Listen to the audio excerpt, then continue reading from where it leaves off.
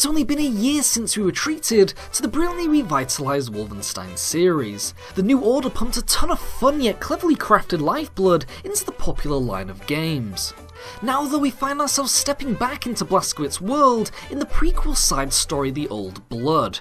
The question though is, can The Old Blood continue the bar-raising brilliance that the New Order set in 2014? Or deep down, is this the start of something stale? Aus Frankfurt. Sind Sie Frankfurter? Ja, ein Hotdog.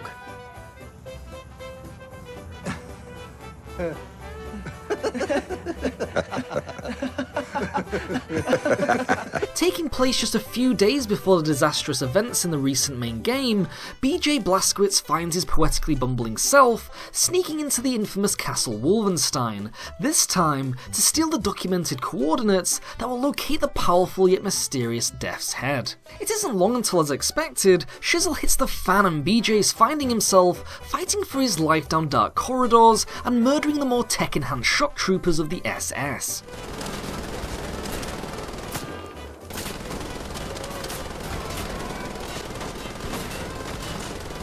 Through this experience we gain a small amount of story, but it seems the title would rather pay tribute to the games of old, instead of the narrative-heavy rollercoaster we all fell in love with originally. This isn't a negative though, because as many will know, the gameplay is just as top-notch as before.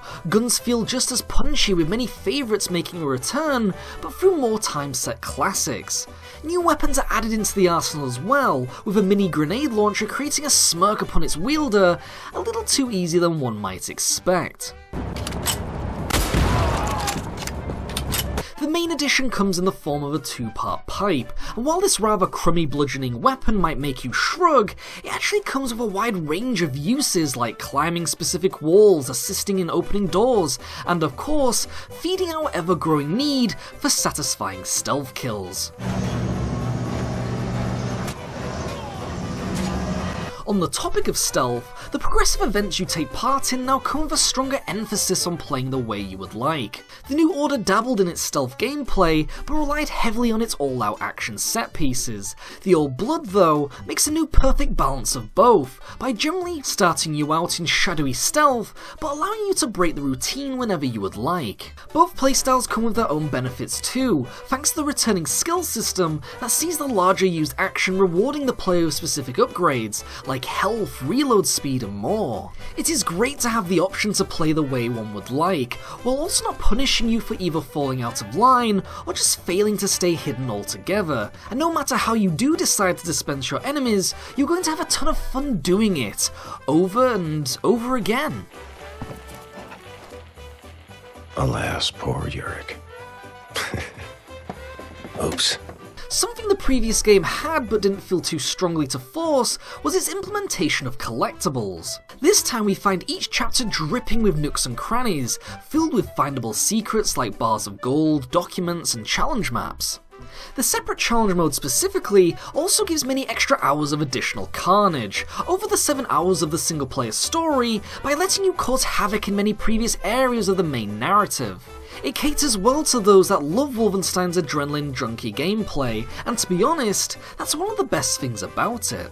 The only downside is Machine Game's overuse of its classic nostalgia nightmares, that while charmingly short and rare in the first game, feel rather overused and boring here, with tons of beds scattered around for BJ to murder in his sleep with.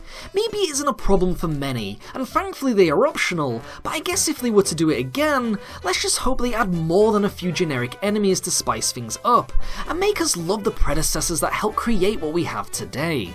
Though the main quest feels a lot more paper thin, it still holds its own, taking place within 2 specific sections with 2 targeted Nazi bad guys that, while not burning with the personality of those before, still present interesting traits to push the story forward. Something old yet new is also the reintroduction of the zombie hordes, that while we won't spoil, are seriously fun to kill, and unlike other games in the industry, don't overstay their welcome. The Old Blood continues Wolfenstein's current trend of also being a bloody good looking game. It isn't the most tech pushing piece of art out there, but kudos have to go to Machine Games for putting just as much love into this world as they did the main adventure.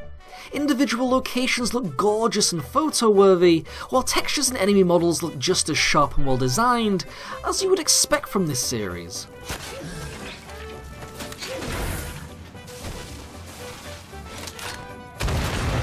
All in all, Wolfenstein The Old Blood is an extra bit of content that didn't have to be made, but was.